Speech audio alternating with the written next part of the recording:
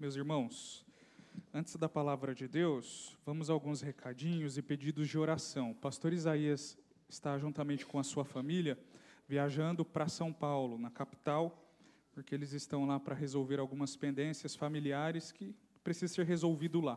Então estejamos orando por eles, eles saíram nessa madrugada, vão voltar nos próximos dias, para que Deus os abençoe, os guarde e os livre de todo o mal. Também vamos orar pela Amanda. Nosso irmão Marcos tem notícias dela?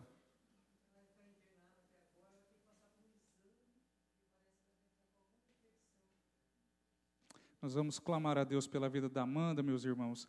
Às vezes os irmãos não sabem, mas a Amanda ela é mais frágil na sua saúde, ela tem uma diabetes um pouco mais séria, mas o nosso Deus é aquele que dá saúde. Então nós vamos orar por ela nessa noite, também por todos aqueles que carecem de oração, que de repente ainda a gente não esteja sabendo, né? Mas que Deus os visite e os abençoe. Vamos orar agora, irmãos? Senhor, muito obrigado, porque na hora da aflição o Senhor é o nosso refúgio. De maneira especial, nós intercedemos pela vida da Amanda, Senhor. Nós somos irmãos dela em Cristo Jesus, ela é nossa irmã, e nós, ó Deus, sentimos a sua dor agora e pedimos a Ti que possa visitá-la, meu Deus, lá no PAN, com a Tua poderosa mão. O Senhor é o Deus que pode equilibrar tudo no nosso corpo. O Senhor, se o Senhor quiser, pode equilibrar o nível de açúcar no organismo dela e também abençoar para que toda e qualquer infecção seja resolvida, Senhor, por Tua ação poderosa. Usa a vida dos médicos, usa os medicamentos. Ó Deus, estenda a Sua mão para a vida da Amanda e tenha misericórdia dela, Senhor. Que ainda hoje, conforme a Sua vontade, ela possa voltar para casa e voltar um pouco melhor. Que o Senhor esteja abençoando também o pastor Isaías e sua família, que estão em viagem, que o Senhor possa guardá-los e livrá-los de todo mal, abrir as portas que eles precisam. Irmãos nossos também, que carecem das nossas orações, que são necessitados, ó Deus, nas mais diversas demandas, que o Senhor possa visitá-los, ó Deus, com seu poder e com a sua graça. Fala conosco agora através da sua palavra, em nome de Jesus. Amém. Romanos capítulo 1, versos 1 a 7. Hoje nós vamos começar, irmãos, uma nova série de exposições bíblicas. Nós já pregamos o livro todo de Colossenses, já pregamos o livro todo de Filipenses, e agora, por alguns domingos, nós vamos pregar a carta que Paulo escreveu aos Romanos. Hoje nós vamos começar nessa porção aqui, versos 1 a 7, do capítulo 1.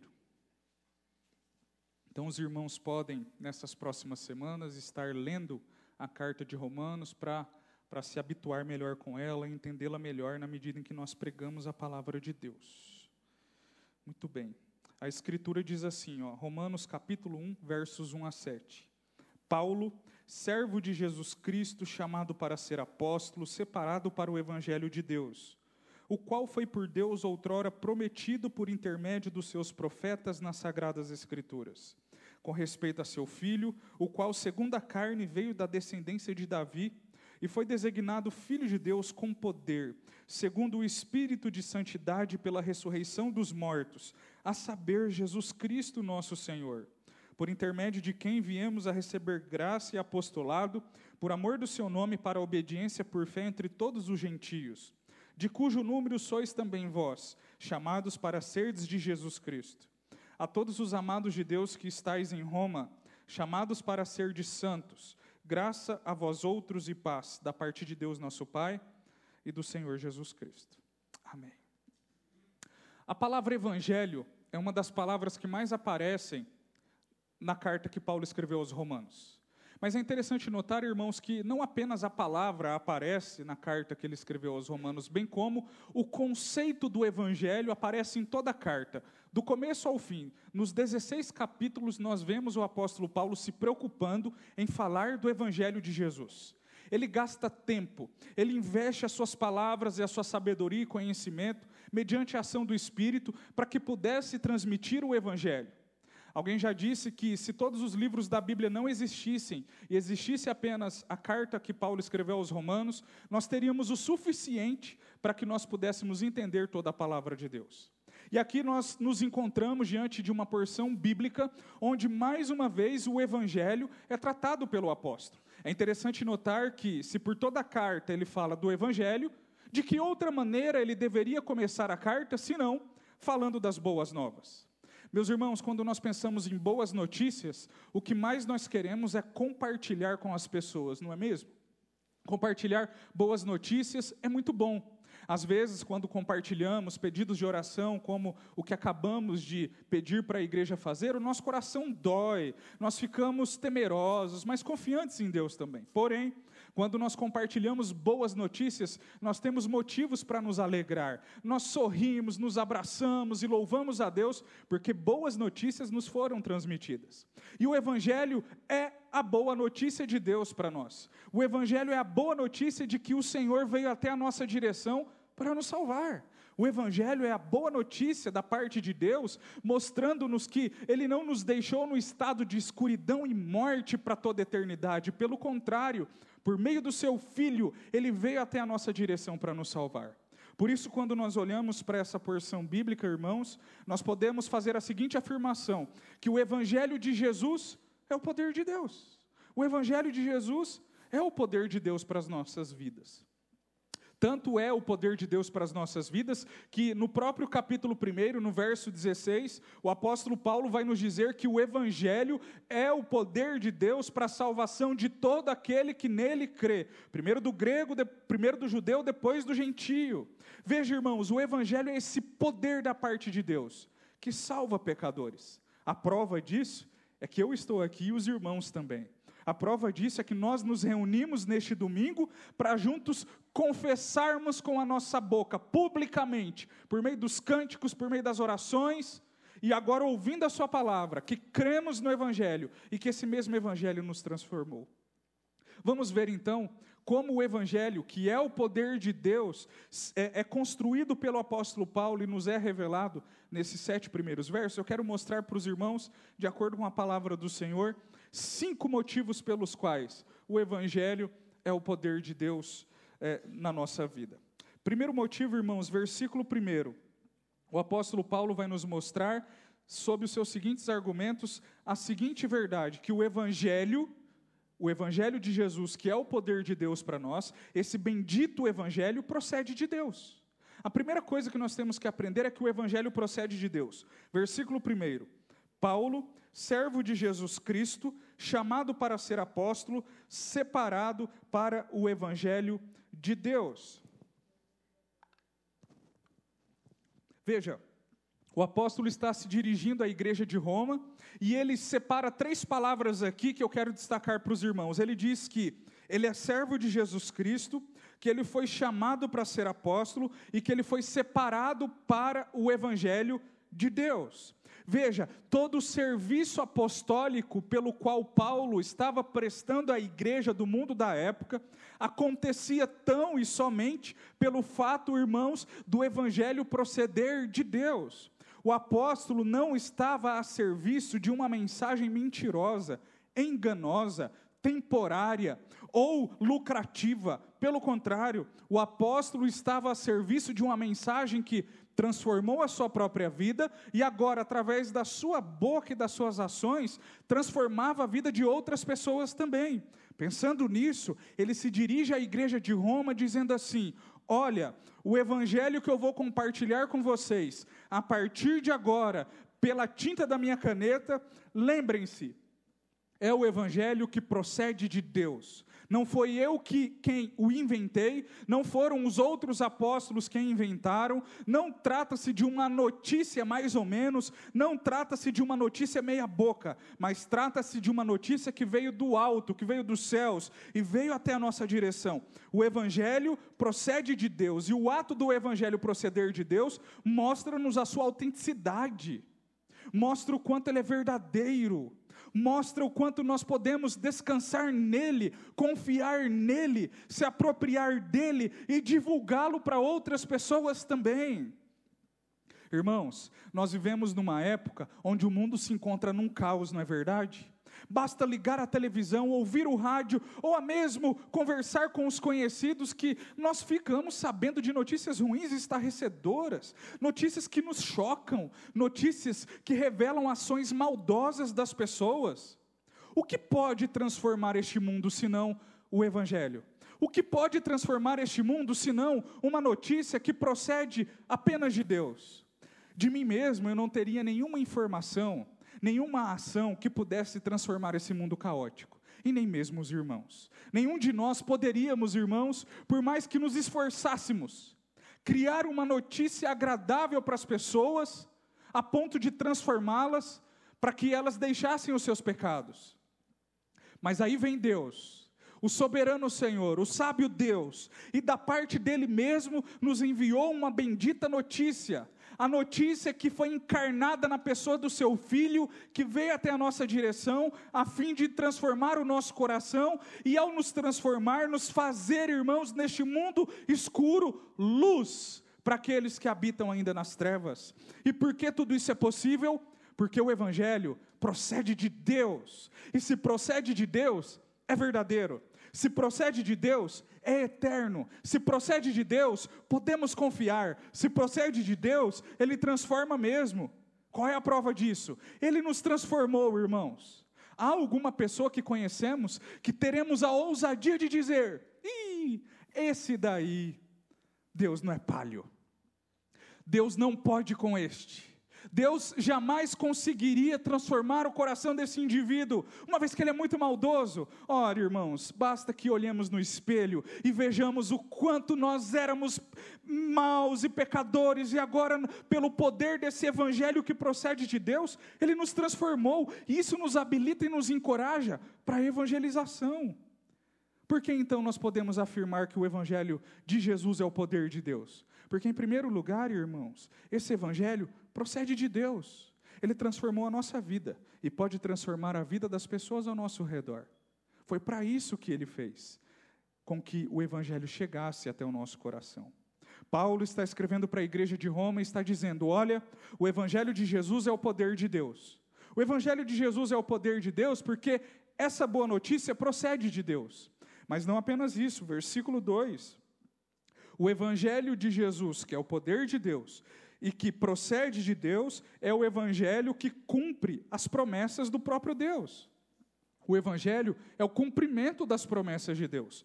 Olha o que diz o apóstolo: o qual, se referindo ao Evangelho, foi por Deus outrora prometido por intermédio dos seus profetas nas Sagradas Escrituras. Evangelho não é coisa de Novo Testamento. Evangelho é coisa da revelação de Deus desde o princípio. Desde o princípio, Deus revelou o seu Evangelho, a sua boa notícia, ainda que de maneira embrionária. Para ilustrar, quando uma mulher está grávida, o que há nela inicialmente é um pequeno embrião. E aquele embrião se torna um feto e vai tomando forma e passa todo o período de gestação, e durante os 9 meses... aquele bebê faz com que as mulheres tenham uma barrigona bonita, e ele nasce depois cheio de vida e saúde. Mas veja, aquele bebê que agora está no colo da sua mamãe, primeiro ele foi um embrião. O Evangelho começou assim. Ele começou de maneira embrionária, pequenininho, lá no começo. Gênesis 3,15, quando no princípio Adão e Eva haviam pecado, Deus olhou para a serpente em alto bom som e disse: olha, eu porei inimizade entre você, serpente, e a mulher. Saiba, serpente, que você vai fazer apenas uma ferida no calcanhar do descendente da mulher.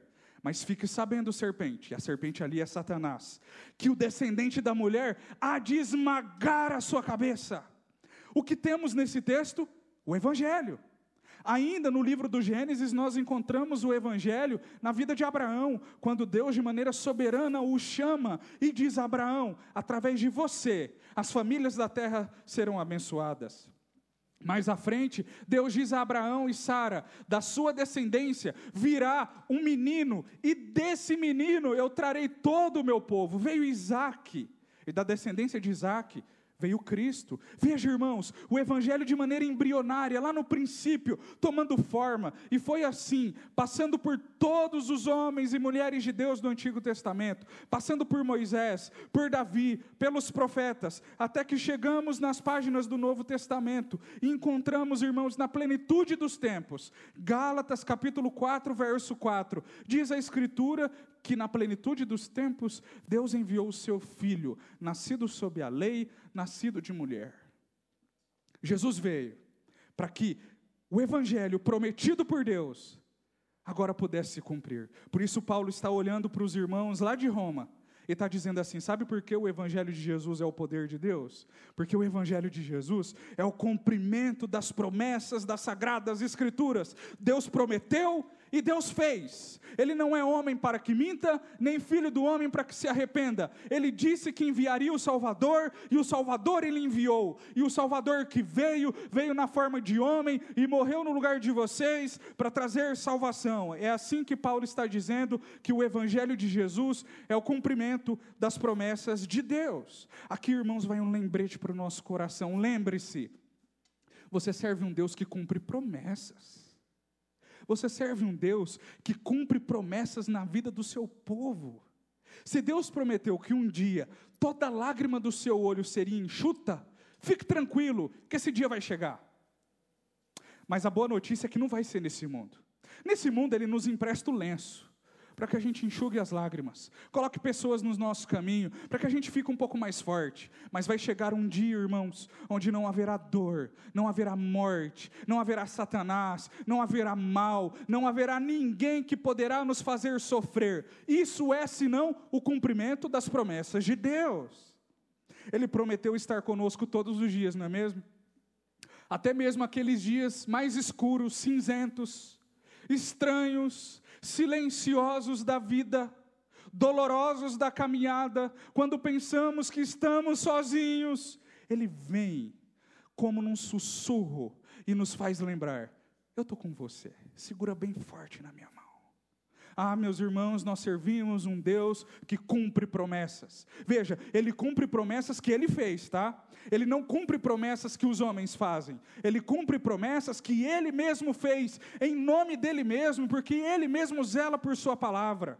Agora, as promessas que os homens fazem em nome dEle, Deus não tem compromisso com isso. Agora, consigo mesmo, os irmãos podem ter certeza, nenhuma vírgula da Escritura deixará de ser cumprida, porque o nosso Deus, como diz a canção, é um Deus de promessas, e Ele cumpre promessas, sim. Ele prometeu salvar o seu povo, Ele selou os seus descendentes, irmãos, os seus filhos, os seus netos, com o selo da salvação. Poderá vir o mal que for, eles pertencem ao Senhor, e Deus guardará as suas vidas até o dia final, ainda que não pareça. Fiquem firmes em Deus. O Evangelho de Jesus é o poder de Deus. Primeiro, nós já vimos que o Evangelho de Jesus é o poder de Deus, porque ele procede de Deus. Também, em segundo lugar, porque o Evangelho de Jesus é o cumprimento das promessas do Antigo Testamento.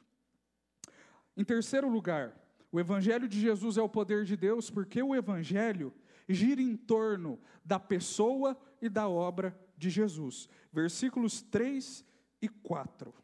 Vamos ler todos juntos enquanto eu bebo uma aguinha, irmãos? Vamos lá ler os versículos 3 e 4 de Romanos 1? Pode colocar aí para nós? Romanos 1, versos 3 e 4. Tem aí? Ou nessa versão não tem? Tem. Vamos ler? Versos 3 e 4, vamos lá.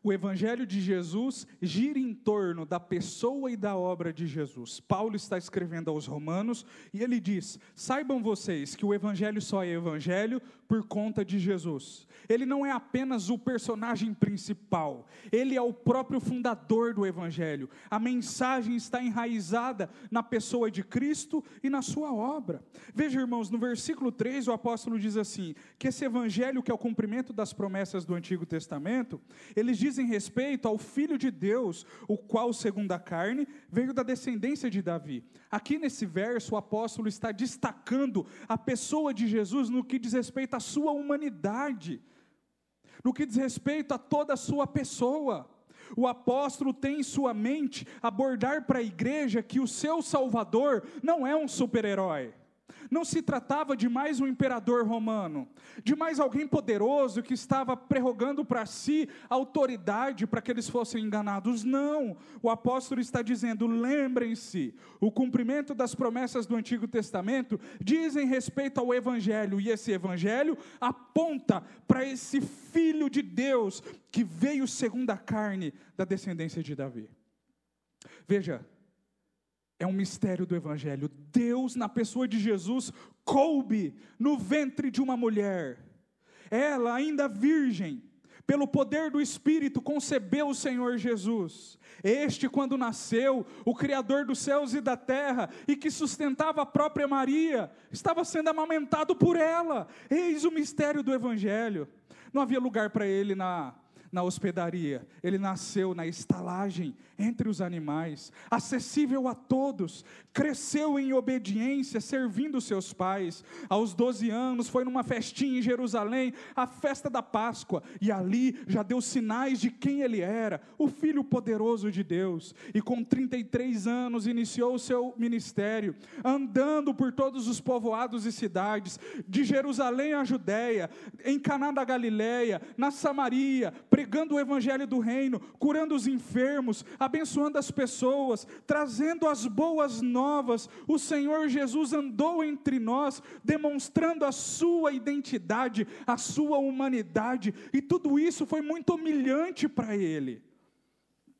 Foi humilhante porque ele se fez homem. A maneira mais prática e visível de Deus ter se humilhado, irmãos, foi ter se feito homem. Foi ter se feito um de nós. Foi muito humilhante para ele. O versículo 3 nos mostra o estado de humilhação de Cristo, onde recebeu o seu auge na crucificação, e lá, enquanto crucificado, ele se lembrou de nós, e não atribuiu a nós as nossas faltas. Pelo contrário, ele levou sobre si o castigo que constava contra nós. Pelas suas pisaduras fomos sarados. Ele foi crucificado e foi sepultado num túmulo emprestado, porque nem dinheiro para ser sepultado a sua família tinha. E o apóstolo está nos mostrando, é esse filho que veio, e o evangelho gira em torno dele. Mas a boa notícia, irmãos, é que o evangelho que nos mostra esse Salvador não termina no túmulo, não termina na humilhação. Versículo 4 diz que ele foi designado Filho de Deus com poder, segundo o Espírito de santidade, pela ressurreição dos mortos. Quem? A saber, Jesus Cristo nosso Senhor. O Cristo que foi até o túmulo e foi sepultado depois de 3 dias, venceu os aguilhões da morte, venceu a morte, derrotou o pecado, derrotou Satanás, e fez com que o seu povo fosse liberto de todas as suas escravidões. Ele venceu. E é esse Cristo bendito que nós servimos, esse Cristo Salvador que nós nos prostramos e nos rendemos. E o apóstolo está dizendo, sabe o evangelho? Diz respeito a esse cidadão, diz respeito a Jesus, diz respeito a este que morreu, mas não ficou morto não. Ele ressuscitou, foi elevado às alturas, triunfante, diante dos olhos dos 12, sob a promessa dizendo, ele estará lá, à direita de Deus Pai, intercedendo por vocês, mas em tempo oportuno, ele vai voltar. E há de voltar para julgar pequenos e grandes e consumar a sua obra e fazer com que o seu povo prove do bendito descanso. E nisso repousa a nossa esperança, irmãos. Qual o sofrimento que você está passando? A nossa irmã Amanda está sofrendo hoje. Está doente, não é? Qual a mensagem que nós temos para trazer esperança para o coração dela? Se não, e também para o nosso, que um dia nós não vamos ficar mais doentes, assim como no nosso Salvador, agora num corpo novo, incorruptível, assim também teremos um corpo incorruptível. Enquanto esse dia não chega, vamos viver aqui, em meio ao trabalho, em meio à labuta, em meio às dificuldades, mas vai chegar um dia, irmãos, onde todos aqueles santos de Deus que já morreram e descansam, eles serão chamados do túmulo. Perdão. É o inimigo.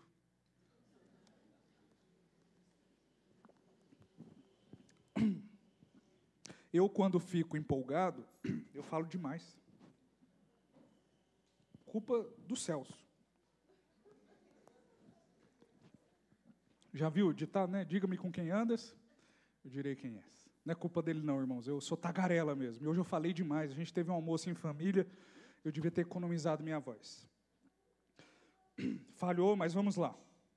Eu não sei nem o que eu estava falando, mas o que eu quero dizer, irmãos, é que a nossa esperança repousa no fato de que em Cristo Jesus, mesmo diante das aflições que nós passamos, nós temos esperança de que um dia tudo isso vai passar.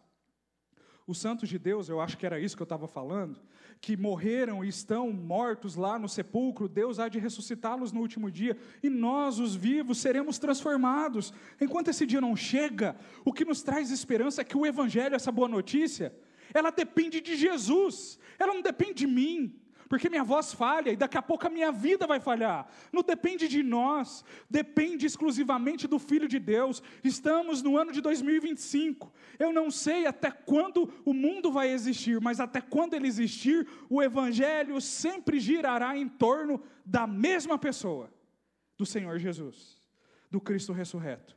E é esse Cristo bendito que nós devemos compartilhar. Quarto motivo, versículo 5. O apóstolo diz que o Evangelho, que é o poder de Deus, ele precisa ser crido e obedecido, por intermédio de quem viemos a receber graça e apostolado por amor do seu nome, para a obediência por fé entre todos os gentios. Irmãos, eu costumo dizer que o apóstolo tem em mente aqui o fato de que o Evangelho ele não deve entrar apenas na mente, mas ele deve descer no coração. É possível haver um ateu aqui agora, ouvir o que estou pregando e concordar com todas as informações históricas, linguísticas, gramaticais, até mesmo de cunho bíblico de revelação, e dizer, pastor, você está certo, hein? Mas eu não creio em nada do que você está falando. Entrou na mente, mas não desceu no coração. O poder do Evangelho é demonstrar em nossas vidas é que não apenas entendemos, mas também cremos, irmãos. O Evangelho nos faz dobrar o joelho. O Evangelho nos faz cantar com alegria e com lágrimas nos olhos. O Evangelho nos faz estender as mãos e clamar por misericórdia. O Evangelho nos faz interceder por quem amamos. O Evangelho nos faz evangelizar. O Evangelho mudou o nosso coração. Nós não apenas entendemos, mas nós também cremos e obedecemos. É o que o apóstolo está dizendo aqui, para a obediência por fé entre todos os gentios. É muito bom estudar a Bíblia, entender a Bíblia, conhecer a Bíblia, seja no culto, na escola bíblica, nos estudos demais que fazemos. Melhor do que conhecê-lo é praticá-lo. É muito importante, irmãos, conhecê-lo, mas também praticá-lo. É bom ter luz na mente e fogo no coração. É importante que o Evangelho faça isso em nós. O Evangelho não diminui o nosso cérebro, mas também não tira o nosso poder de sensibilidade para as coisas. É por isso que nós devemos entender.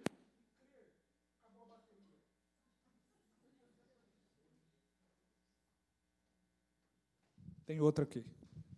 Opa, só um pouquinho.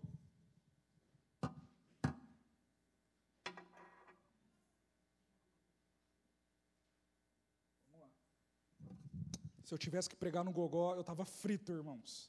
Minha voz está acabando. Esposa, prepara a janta, que eu estou com fome. Estou gastando muita energia. Eu me leva para jantar, por favor. Veja, meus irmãos, nós precisamos ouvir esse Evangelho bendito e crer nele. Nós precisamos obedecê-lo. Do menor ao maior, nós somos chamados a esse serviço. E por fim, irmãos, versículos 6 e 7. O apóstolo Paulo diz as seguintes palavras: de cujo número sois também vós, chamados para serdes de Jesus Cristo, a todos os amados de Deus que estáis em Roma, chamados para serdes santos, graça a vós outros e paz, da parte de Deus nosso Pai e do Senhor Jesus Cristo.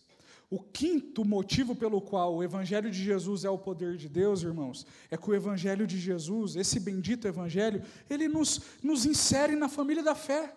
Ele nos insere no corpo de Cristo. Veja, o apóstolo no versículo 6 diz para a igreja de Roma e para nós também, de cujo número, Paulo está dizendo, eu estou falando sobre os salvos, sois também vós chamados para pertencerem a Cristo Jesus. Agora vocês são propriedade exclusiva dele. Vocês não são de vocês mesmos. Agora que vocês se converteram, vocês pertencem a Jesus. É Ele quem manda em você, está dizendo Paulo. É Ele quem manda em mim. É Ele quem manda nas minhas ações. É Ele quem manda agora como eu tenho que falar. É Ele quem manda agora como eu tenho que me vestir. É Ele quem manda agora como eu tenho que me comportar. É Ele quem manda agora como eu tenho que me relacionar com as pessoas. Quem é o meu Senhor? Não sou eu mesmo, mas é o meu Deus, é o Senhor Jesus. E esse Cristo bendito ao qual pertencemos, Ele nos insere no corpo de Cristo. E aqui é muito importante, o versículo 7, quando Paulo está se dirigindo à igreja, ele não está dizendo assim, aos crentes que estão por aí, perambulando como almas penadas, e que vivem onde quiserem, dizem que são crentes, mas não estão numa igreja local. É para vocês que eu estou enviando essa carta. Ele não diz isso. Eu estou enviando essa carta para quem está em Roma. Veja, há um CEP aqui, há um endereço aqui. A carta é direcionada para os crentes da cidade de Roma.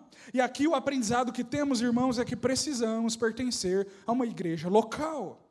Nós precisamos pertencer a uma igreja local, porque já pertencemos ao corpo de Cristo espiritualmente. Agora, uma vez que pertencemos ao corpo de Cristo espiritualmente, a maneira visível de fazer isso é pertencer a uma igreja local. De qual igreja você é? Da igreja tal. Eu tenho endereço, eu tenho CEP, eu tenho pastor, eu faço parte do corpo de Cristo. Lá é a minha igreja. Ih, mas lá tem fulano, mas é lá que eu estou. Ih, mas lá tem ciclano, é que você não me conhece. Lá tem gente complicada. É mesmo. A igreja é um hospital de Deus. É o lugar para gente doente, igual eu, igual os irmãos. E é nesse lugar, irmãos, que algumas bênçãos nos são conferidas. Notem, no versículo 7, que a graça e a paz são da parte de Deus para aqueles que estão no corpo de Cristo. Só recebem graça e paz aqueles que fazem parte de uma igreja local. Uma pessoa que não faz parte do corpo de Cristo, ela não recebe nem graça e nem paz. Porque como ela receberá graça e paz se ela não está ligada ao cabeça da igreja?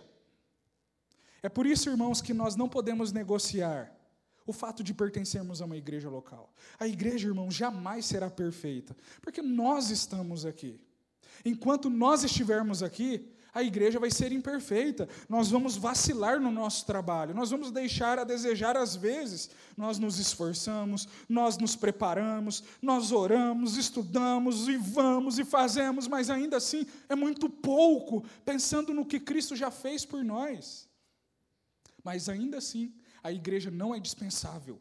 É muito importante que as nossas crianças, os nossos adolescentes e jovens, irmãos e irmãs, saibam de que estar na igreja não é um passatempo, não é um período da vida, não é só mais um lugar para se frequentar, é o lugar onde o povo de Deus declara em alto e bom som e de maneira visível que estão ligados ao corpo de Cristo.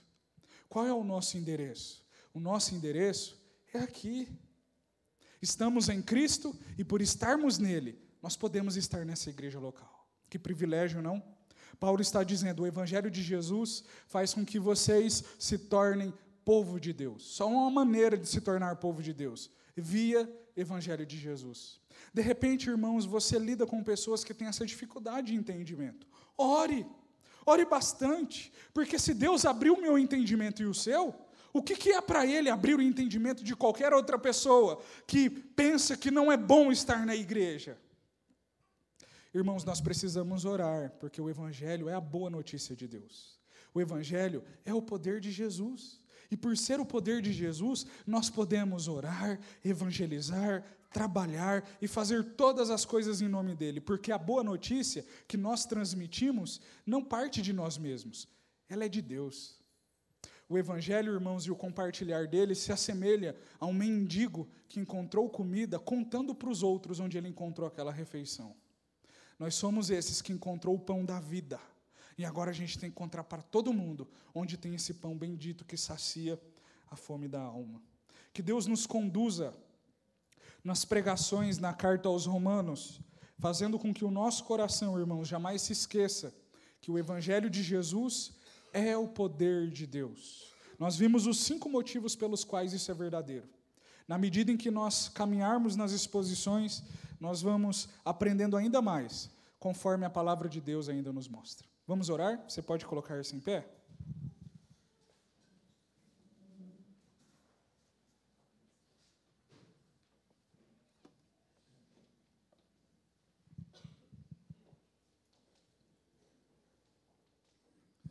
Vamos orar, irmãos, agradecendo a Deus por esse evangelho.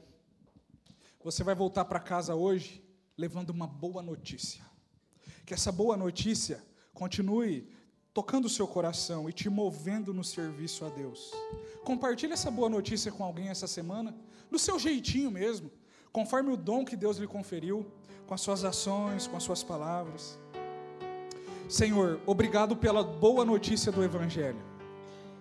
Obrigado porque esse evangelho que procede de Deus, esse evangelho que é o cumprimento das promessas do Senhor, esse evangelho que gira em torno da pessoa e da obra de Jesus, esse evangelho que precisa ser crido e obedecido, esse evangelho que nos torna povo de Deus, é o evangelho que nós cremos, é o evangelho que nos rendemos, é o evangelho que queremos, Senhor, compartilhar. Às vezes nos falta palavras, sabedoria, coragem. Nos dê, Senhor, tudo o que falta para que a gente compartilhe esse evangelho. Às vezes a gente pensa que, falando do jeito que falamos, as pessoas não vão se converter. Senhor, mas o Senhor não precisa de um jeito certo para que as pessoas sejam convertidas. O que essas pessoas precisam é do evangelho. Porque quem converte o coração é o Senhor, não somos nós. Ajude-nos tão somente a transmitir o evangelho, essa boa notícia. Ó Deus, faça isso em mim, faça isso através da IPB de Mandaguari, conduzindo as nossas crianças, adolescentes, jovens, irmãos e irmãs, senhores e senhoras, todo o povo de Deus, a compartilhar a boa notícia, que é o evangelho de Jesus. Porque o evangelho de Jesus é o poder de Deus. Que esse bendito evangelho continue nos preservando e também nos conduzindo, Senhor, em serviço a Ti, até que o Senhor volte ou até que o Senhor nos chame. Queridos irmãos, que a graça e a paz do Senhor Jesus, o amor de Deus, o nosso Pai, o dom, o fruto e a consolação do Espírito Santo sejam sobre todos nós, povo de Deus, espalhados pela face da terra, até que Cristo volte ou até que Ele nos chame para a glória do Seu nome.